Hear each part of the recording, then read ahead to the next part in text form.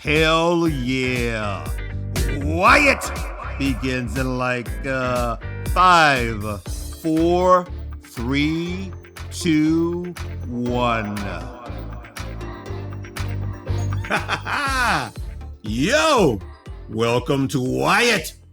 And I'm your host, Wyatt O'Brien Evans. Grr, woof, God damn it, woof, woof, woof, woof. Hi. I said hi to all my YouTubers out there. If you like what you hear and if you like what you see, and I knows you do, just click those subscribe buttons at the bottom of your screens. And while you're at it, because I knows you loves me, I know you do, just leave me some comments and give me some likes. Anywho, today's Wyatt shines the spotlight on an award-winning author. He is Mr. Darius Stewart.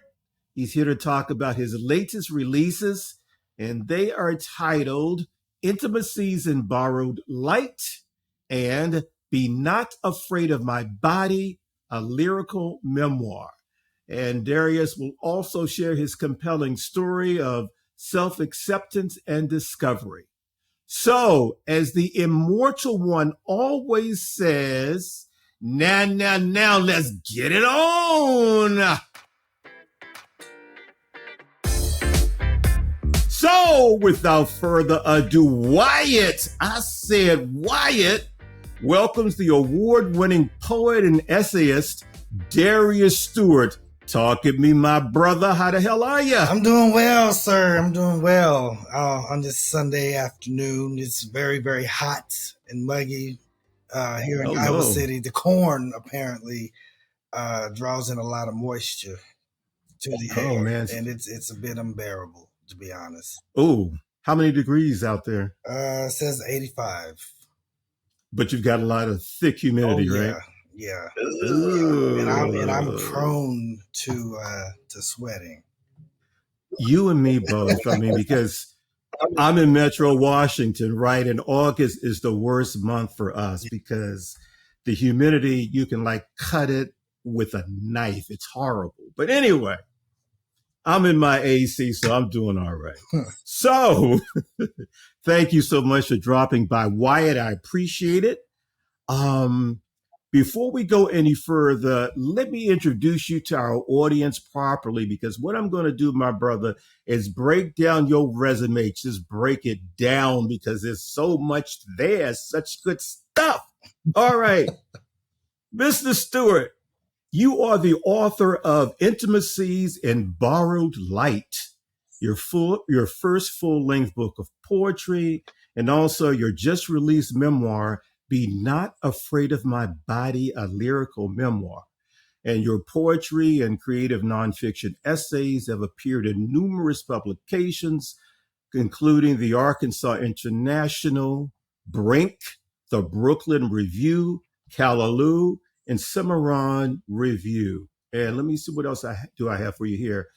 You were the 2021 East Tennessee Writers Hall of Fame recipient for Emerging Writer. In 2007, you received a Master of Fine Arts, MFA in Poetry from the Missioner Center for Writers at the University of Texas at Austin. In 2020, you earned another MFA from the Nonfiction Writing Program at the University of Iowa. In 2021, the East Tennessee Writers Hall of Fame honored you with its inaugural Emerging Writer Award. And currently, you are a Lulu Merrill Johnson Doctoral Fellow in English at the University of Iowa in Iowa City. And all I can say is, let me tell you something! Lord knows I want to be just like you when I grow up. So you did some research because I left some of that stuff out. I was trying to keep it brief. When you get on Wyatt, I tell your whole story. Yeah, apparently. Yeah, I appreciate it.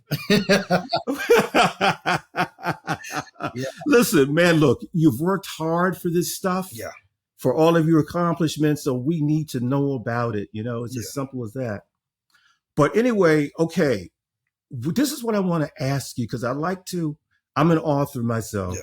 and I always like to ask other authors this question. And here it is: Why do you write?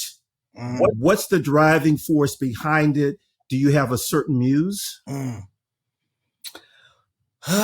You know, some people like to talk too much or talk a lot. Mm-hmm. And some people like to manifest all of that talking into something that is at least artful. Uh-huh. You know, depending on, you know, how they conceive of art, or even if they, you know, sometimes they think they're making art, but, you know, the point is they're trying to channel all this noise that they have, that could be noise that, you know, becomes, you know, too much talking perhaps, into something more artistic. And for me, that was Mm. how writing allowed me to get all that noise out of my head and into something I think was more Uh, productive, you know, from a very young age. You know, I've always mhm. been a very cerebral person, so I like to Right. think a lot about what's going on around me.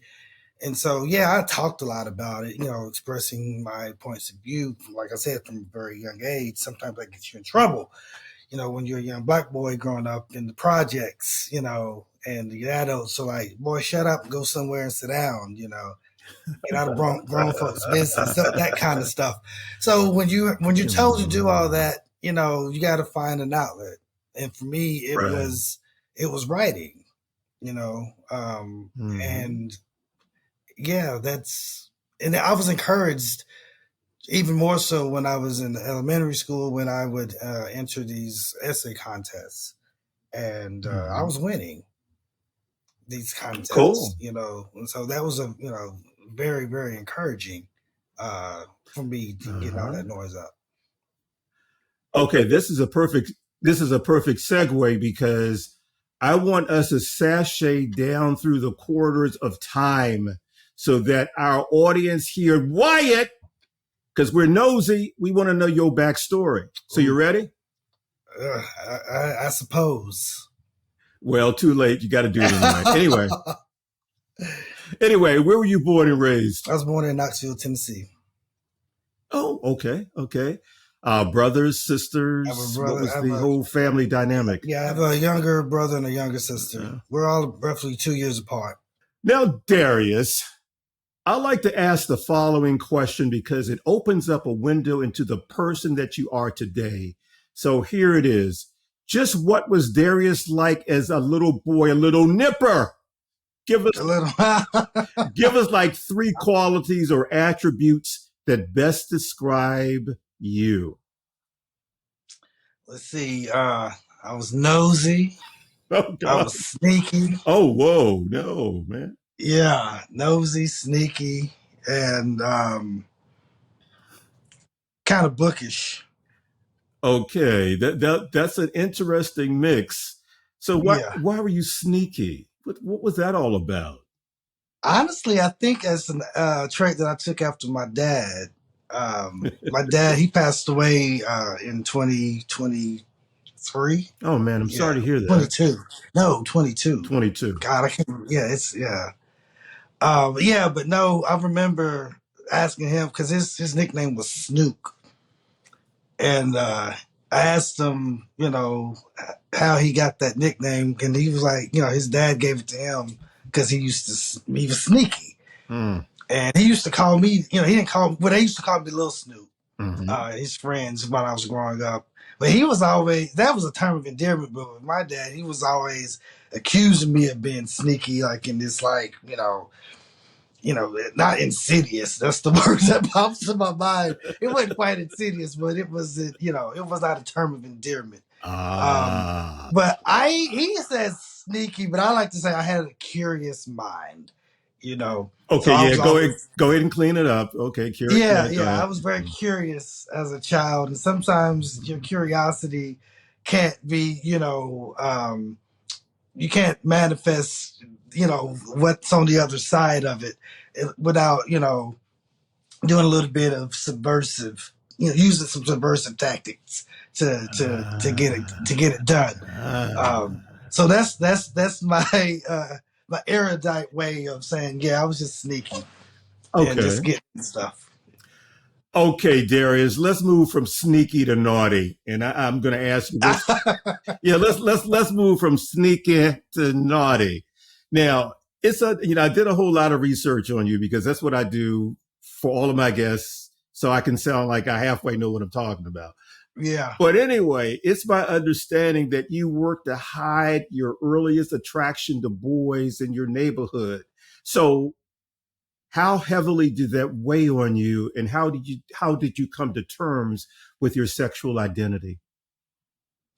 Well, I wouldn't say it was naughty, at least not in the beginning. Okay. It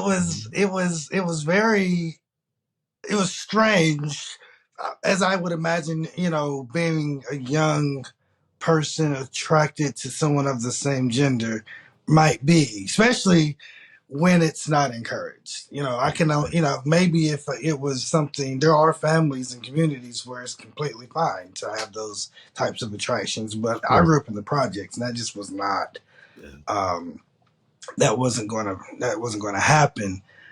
So that was one of the reasons why I had to be kind of sneaky in terms of like checking out, these dudes, which was really weird because I was really young to have these kinds of, to have a sexual attraction. How young was young? Like 10. Oh, okay. Early bloomer. Okay. Yeah. I mean, I think that's pretty young. And like I said in my book, I used to pretend like, my pillow was, these dudes, and I would, kiss on them. And God, it's embarrassing when you say it out loud. It's different when you read it, when I read from the book and I get to that part, it sounds a lot better. But when I just say it like this, it's like, oh God, like what was really going on? But no, I had to be really, really careful. I even tried to play sports, like little like peewee type, like football, because I could run really fast. So, my brother and his friends, they try to recruit me to play because they feel like I could be an asset with my speed. But it just never really worked out. Oh, I have two things to say. Yeah, you were fast. All right. Yeah, you were fast. Yeah. I didn't get fast until maybe 8 years later. And then secondly, all I can say, good golly, Miss Molly, you're just so special. You're just so freaking special. Well, I like to think I was special. I had a lot going for me, But but the thing too, though, with all that said, when I say I was bookish, that was a way for me to kind of retreat from those attractions in a way. Like I couldn't really be around it. Actually, I think it's more that I couldn't.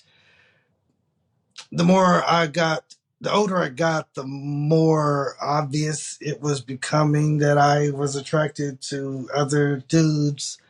And so instead of, trying to co-opt a kind of, or appropriate a kind of gender performance that really wasn't me, I just hid from it, And so I just started reading, which actually led to, the writing, it helped to fuel what would become my voice as a writer, actually. And growing up, you were a voracious reader. So what genres of literature did you favor, and who were some of your favorite authors, and what were their influences on you?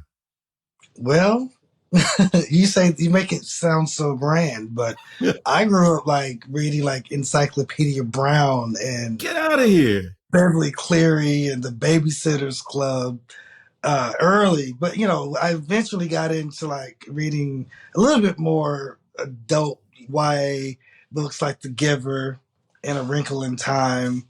And then eventually I got into Stephen King really big, and Michael Crichton and John Grisham, these white genre authors. Before, I don't think I started to get into like African American literature until probably high school, when I was introduced to it then. Because I didn't, unfortunately, on my mom's side, we have, she has several siblings who love to read. Right. They read, and they read African American authors a lot. But unfortunately, they didn't really impress that upon me. Maybe it's because we didn't live in the same city. We didn't see each other that much. But yeah, it wasn't until I got to high school that I actually started to read African American literature and started to have an appreciation for that. And God knows I didn't read any like gay literature. I remember when I first read Elin Harris and James R. Hardy when I was like in my late teens. That really opened up, my eyes a lot to like who I was, as a black gay man, and also how I might be able to write about, those experiences. So yeah, it's an interesting trajectory in terms of like, me growing up and coming into my own through the literature that I was reading. That's really interesting. I'm going to tell you and my Wyatt audience a little secret. A lot of my writing has erotic elements in it, right? So I remember when I think it was like 14 or 15, I went to this department store in Washington, D.C., had a book section, and I picked up this book with a red cover, with just a bright red cover, no illustrations on the front, right? Yeah. And it was these true life sex stories of real people. And it had like, heterosexuality, homosexuality, bisexuality, threesomes, and all that. And I'm saying to myself, what the hell did I just pick up? It was wild. It was like 300 pages, and I'm reading all of this stuff. Anyway, I just wanted to slip that in there.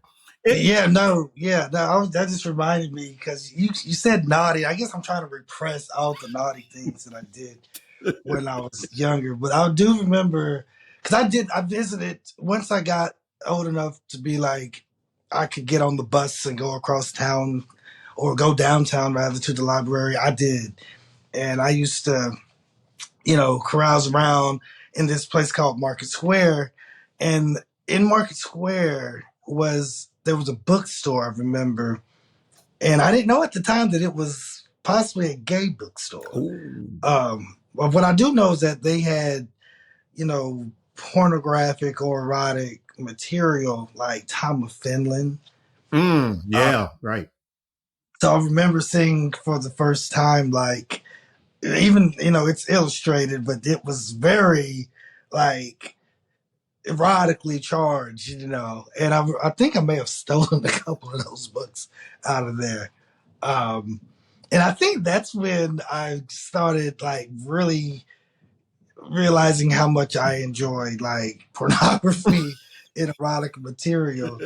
I think the worst thing that ever happened is, back in the mid late '90s, when you watched porn, you had a VHS tape. Right. So I don't know how I got this catalog, but I got a catalog and I went through it and I was circling all of these titles that I wanted to get because I ended up getting a what'd you call them, a PO box at the post office, so that I could have my tapes sent to that PO box instead of to the house. And so I remember getting these tapes, and my dumbass left a tape in the VCR, and my brother found it.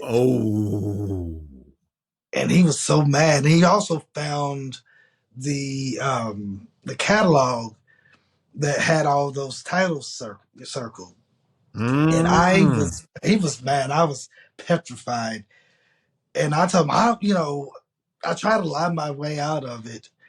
And he said, "But what about this catalog? You got all these titles circled." I said, "No, those are titles that I don't want to get because of, you know, they're obviously gay. So I'm just making sure that these are the ones that I didn't want to get." I don't know if he believed me, but he calmed down a lot. And it seemed to be the end of it. But I was like, he could not have been that dense to buy that bullshit story about circling the titles that I didn't want. But I was so quick on my feet about it.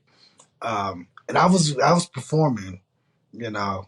I was a good little actor. So he seemed to be okay with it.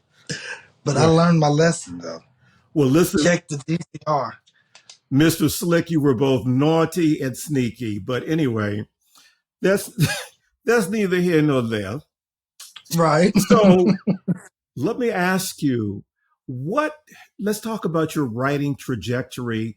What is your earliest memory of writing?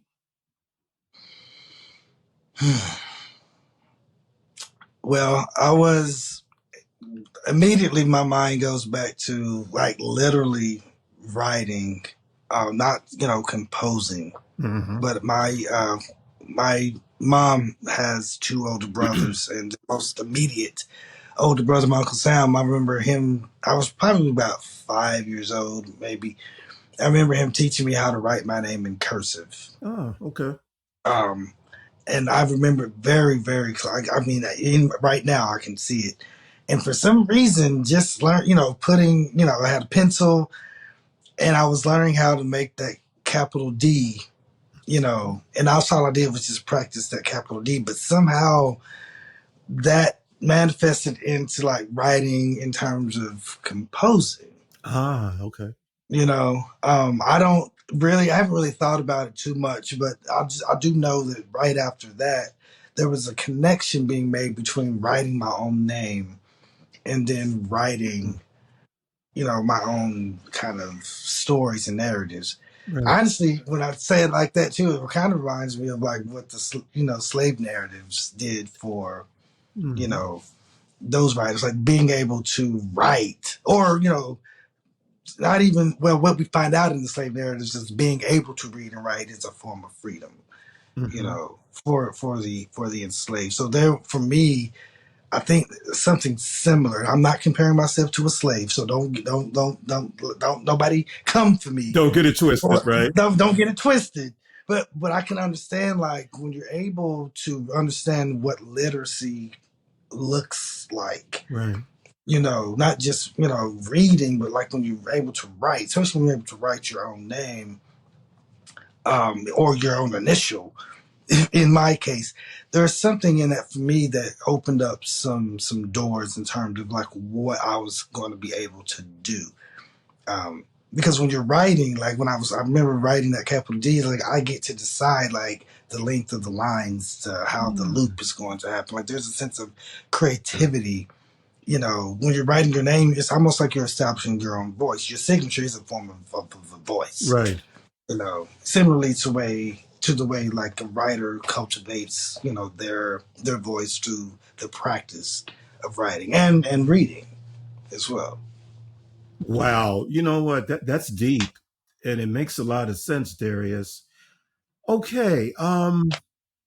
Let's delve into your intimacies in borrowed light and be not afraid of my body. First, let me say that, as you well know, just selecting just the right cover and the right title can be crucial selling points, that catches the eye of that prospective buyer.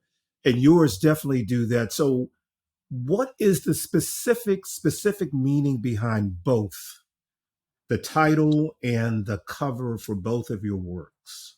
Okay.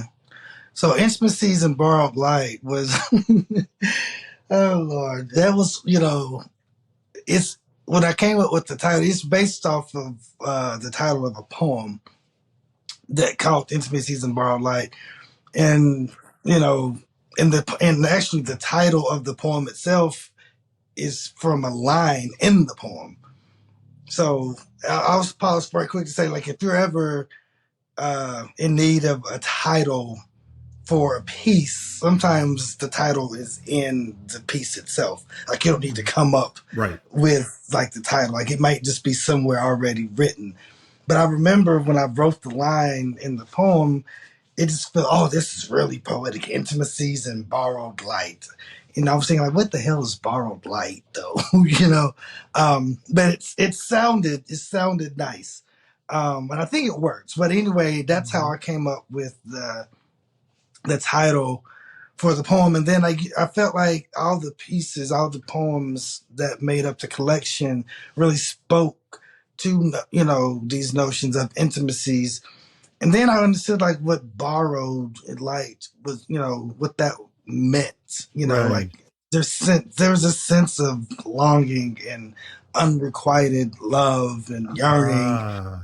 that goes throughout, you know, my life. Mhm. You know, and so it becomes apparent that this is what the collection should convey. So all the pieces, they, you know, they're all about intimate moments that are very fleeting. Mm. They don't last in the ways that one wants, you know, a requited object to last. Um, but you know what does linger are, you know, the feelings we have around it, you know, Ah. like whatever kinds of, you know, griefs or um, fleeting moments of happiness that we're always trying to, you know, recapture. Like all of that, you know, the emotional, you know, detritus just kind of lingers there. And so that's what that book is about. And then the what I did with for the cover is I wish I would have known this would have been one of the questions because I'm blanking on the artist's name. He's a photographer. Oh, don't worry. Yeah, but anyway, I found because I'm looking for things that I don't have to pay for, you know, Yeah, I get it. public domain type, you know, objects. And so there are a lot of photographers and artists who actually put their works out there, Hmm. you know, with the express purpose of having people like me use it as long as you credit them for it. So it's kind of like a just symbiotic kind of relationship where, you know, you use my work, I use yours, you know, and you can, you know, Hmm. reap the benefits. So I found this photograph that was really just striking, and I sent it to an artist friend of mine, and she rendered like this kind of cartographic image of these two men, these two black men that made up the that cover. And I thought it was just a beautiful job. Instead of having like an actual photograph, like just rendering it in this kind of I forget what she did specifically, but it's, you know, it's visual. Um, I guess photography is visual anyway. Anyway, I can't come up with the term that I'm looking for. That's okay. But anyway, so moving on. So to be not afraid of my body, that line is actually taken from a Walt Whitman poem. Oh, okay. Um, and so I initially wanted to call the book "Call Me When You Get This," but each of those titles were concerned with being HIV positive. Hmm. And, you know, in many ways, picking up where Intimacies and Borrowed Light kind of not necessarily leaves off, but picking up that thread of, you know, if intimacies are fleeting, if Hmm. there can only be borrowed, what happens when it's in the context of HIV and AIDS? You know, when your body is, you know, infected, and then you have issues, you know, Hmm. securing the kind of intimacy that you're looking for. And so um, I really, you know, thought about a lot. You know, when I was diagnosed with HIV, like, will anybody ever want to be with me? You know, Right. and also you know, the memoir is not just about being HIV positive, but it's about what did I do? What was it about Darius Stewart that, made him make choices where he ends up, being HIV positive. He ends up, with congestive heart failure. He ends up being, addicted to alcohol.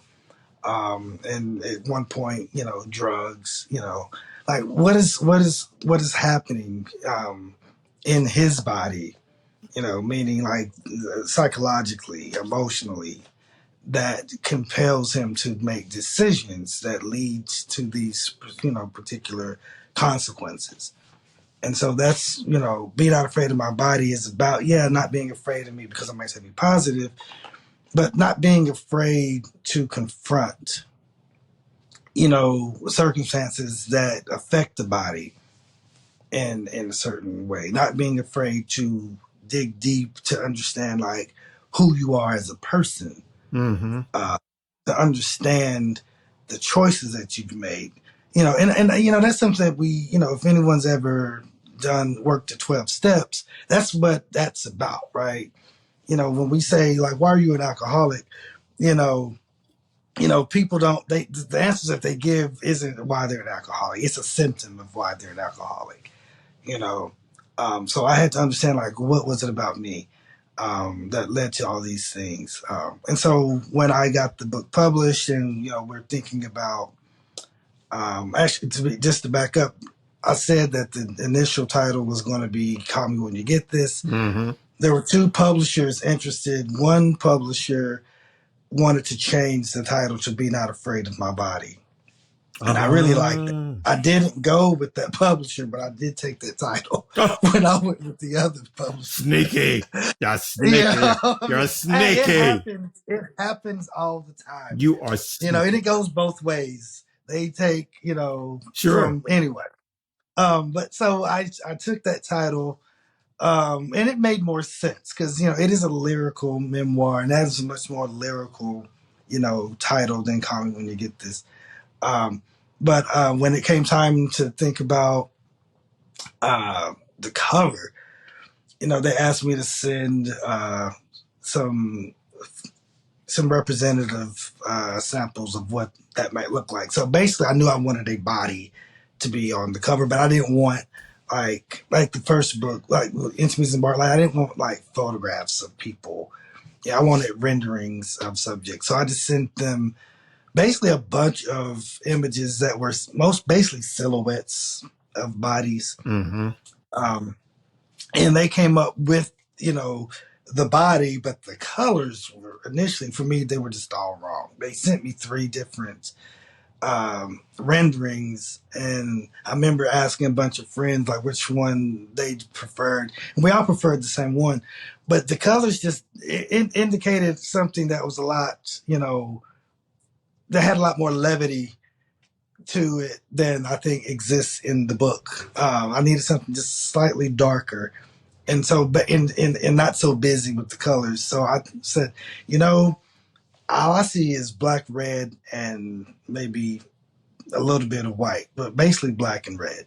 And that's how we get the cover that we have now. I think it's just beautiful. I mean, if I see that cover, I'm going to buy the book just because of the cover.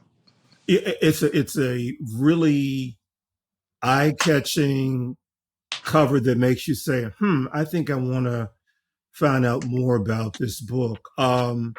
Both Intimacies in Borrowed Light and Be Not Afraid of My Body are getting great reviews. And here's one review. It said of Be Not Afraid of My Body. Okay, Be Not Afraid of My Body is a memoir that will fill the gaps in our very flawed canon, representing a rare and vital perspective on what it's like to survive AIDS as a gay Black man while hitting rock bottom as an alcoholic and a drug addict. It is simultaneously an illness recovery narrative, a trauma narrative, a legacy narrative, a coming out story, and a coming of age story, all told with a hauntingly tender poetic sensibility and framed with an intersectional lens. End quote. So, would you like to comment on that? That is a hell of an endorsement. Yeah, yeah. I remember reading that, and it always strikes me, this notion of, what do you say, surviving AIDS or something. Mm-hmm. Which is like, well, I don't know how AIDS enters into. It's like, I'm HIV positive, so it's not AIDS, and it kind of made me feel trapped in a different time, which is something I've actually always thought about. Like, what if I had been diagnosed 20 years Mm. earlier? Mm-hmm. What if I come of age 20 years before I did? Like, it's kind of haunting. But this is not to knock that wonderful review. It's just, it makes me think about, like, how people perceive of your work, which is their prerogative to do. It's their book now. But I appreciate that they can see so much in terms of the narrative structure, the various narrative structures that exists in the book, because it is a very tricky book to write, because it is not what we call a conventional memoir. It is not linearly delineated. Mm-hmm. Um, it is, purposefully kind of, juxtaposed. When you're reading the book, the pieces are juxtaposed so that each each piece provides the essence of what will inform the next piece, and then of course working backwards we get to see how everything is starting to accumulate towards the larger meaning of the book, which was a problem in terms of the initial structuring of the book, because I initially wanted to very early on inform the reader that the narrator is HIV positive, Mm. and then my purpose was to understand, to make sense of why what happened. Okay. But my agent did not want that. He wanted it to be a reveal. And I'm thinking, well, I mean, it's a memoir, so if you know me, you already know this anyway.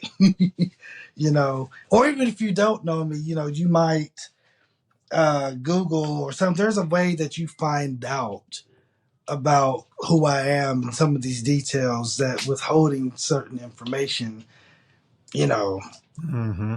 it doesn't really make sense to me. But, Matt McGowan, who is my agent, he knows what he's talking about. And it wasn't necessarily for me, but when I realized that it wasn't about, withholding the information. That's what he said, or having this reveal, but it does allow for a different kind of structure that can approximate a conventional linear structure without having to be so beholden to it. Mm-hmm. Because if it might have been an easier task of structuring the book to do it that way anyway, rather than put this big thing up front and then try to work backwards to kind of make sense of it all. Like, just build up to it. Um, Mm-hmm. so, but yeah, it was a difficult book to write for many reasons, and I'm glad that people like this reviewer, can appreciate it, because they have it all. There's one person. There's only one actually that it's a very hateful review. Almost like this person may know me or I may know them. It is that personal. But that's neither here nor there.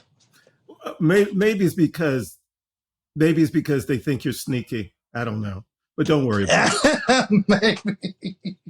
But listen, "Be Not Afraid of My Body" is a lyrical memoir. So, Darius, how important and critical is music to your writing? Oh, it's so important. Mm. I mean, I labor so much over, syntax and like how, should I put this word before this word? Like, what is the rhythm going to, to sound like? You want to have you want the reader to be kind of intoxicated, Yeah, like, right. but not so much. That's what I have to be. I'm very careful though that it's not too much. I just taught this workshop at Augustana College in Rock Island, Illinois, the last weekend of June, and we talked. Basically, I was talking about how to use the lyric essay to write memoirs, but basically, I'm thinking about using the lyric essay as a function, Mm-hmm. not a form. So there's certain functions of the lyric essay, like how you use rhythm, how you use, how you disrupt time, in ways that are unconventional to create, all these different senses for the book.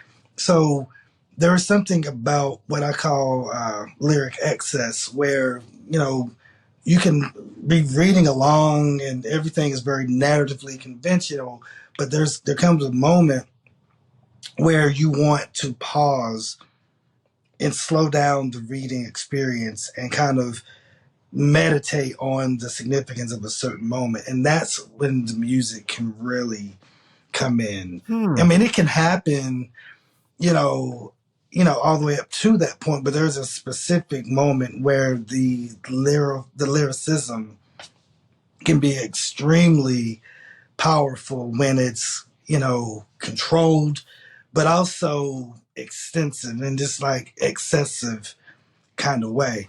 And when I say excess, a lot of people get confused because when we think of excess in writing, we think about things that we need to throw out Hmm. of our writing, and that's not always the case. There, we can, I like to think about crafting. We can craft our writing in very, very deliberate ways, and we can be excessive in very, very deliberate ways. This is, something that I learned from Susan Steinberg, who was a visiting writer one semester when I was at the Indian nonfiction writing program. She taught a class on excess, which has always stuck with me, and I've always found some way to adapt what I learned in that class for myself, but also adapt it as part of my pedagogy.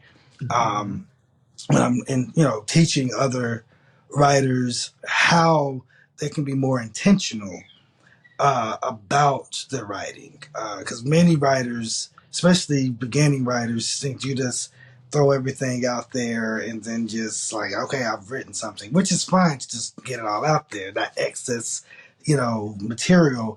But how do you go back in and revise and edit it down? But even before you do all that, how can you be even more deliberate about that? I can say, okay, I'm going to be excessive here in this moment because I think this is a really important Hmm. scene for the reader to kind of understand, like what the narrator is feeling, and especially for nonfiction writers, for memoirs, I think is a wonderful tool to use. Mm. Yeah. Wow, yeah. You know what? That makes a hell of a lot of sense. Thank you for sharing that. Um, Before we go, I want to ask you about this. The relationship between the author and the characters that author creates.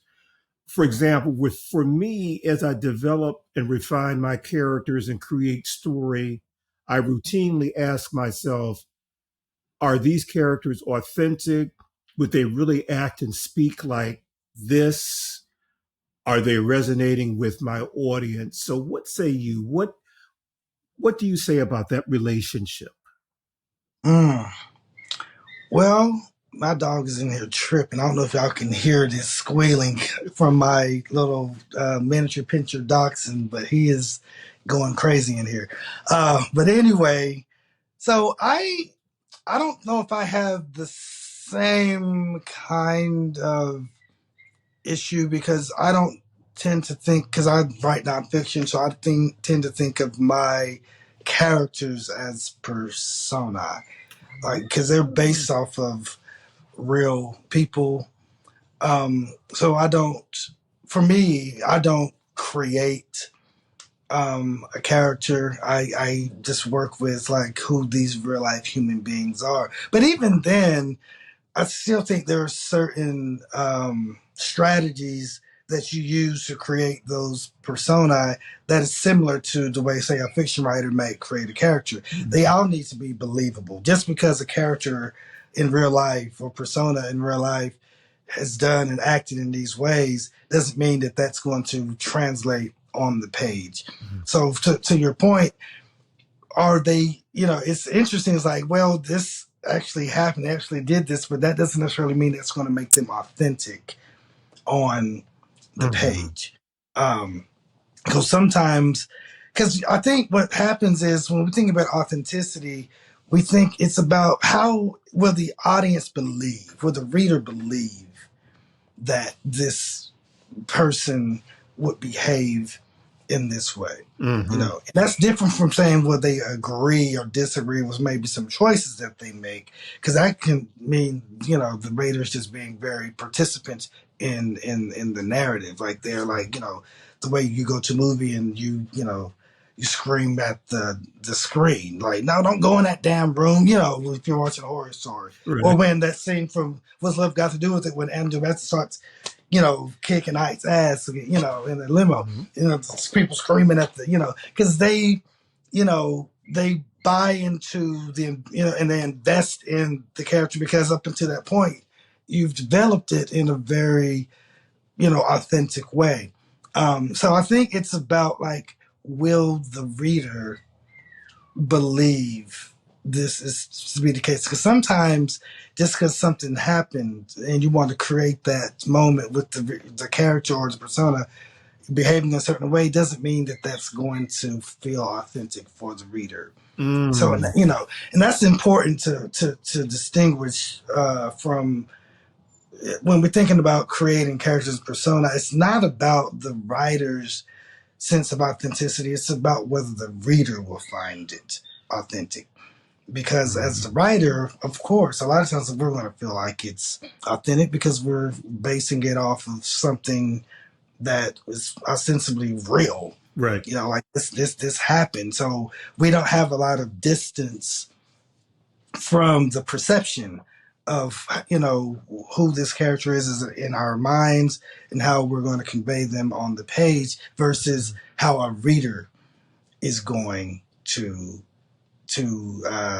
accept or reject, whatever it is you did to create the character, the persona. So I would say thinking about how is the reader going to perceive this, will they feel like this is authentic?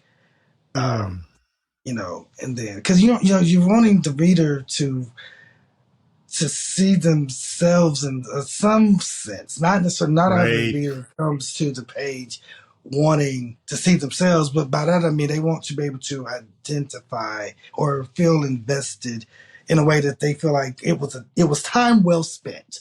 Like, I'm glad that I read this book, because it spoke to me in certain ways that I feel like, I didn't waste my time, and thinking about that, you got, everything about the writing has to contribute to that sort of outcome. Mm-hmm. I hope that makes sense. I mean, Darius, that is great insight, and you made it make sense. Thank you, my brother. I like it. Appreciate. Yeah, let me ask you this: where can we purchase both of those books, those great books? Well, dariusantwan, dariusantwan.com. We'll have links to where, obviously you can go to, Amazon. But if you're wanting to support your indie bookstores, which I completely, advocate for and advise that you do, please consider, that as a choice.